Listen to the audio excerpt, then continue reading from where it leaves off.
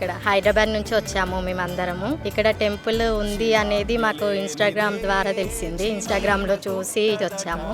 First ఇక్కడ గణేశన్ దర్శనం చేసుకున్నాము.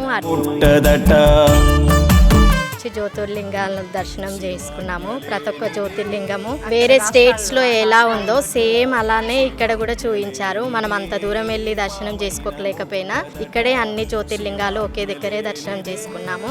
ఈ సృష్టి జరగదట శివాజ్ఞలేనిదే ప్రాణి నిలువదట. అమ్మవారి టెంపుల్ ఉంది. అమ్మవారి దర్శనం కూడా చాలా బాగా అయింది. అలంకరణ కూడా చాలా బాగా చేశారు.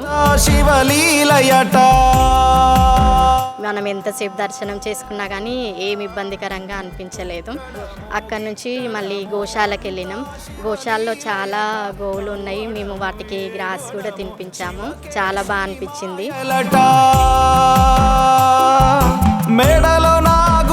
బ్యాక్ సైడ్ రాగానే అభిషేకం ఉంది. మనమే స్వయంగా అభిషేకం అన్ని అక్కడ చూసిన జ్యోతిర్లింగాలన్నిటికీ ఇక్కడే అభిషేకం మన చేతుల పైననే చేసుకోవచ్చు అందరము.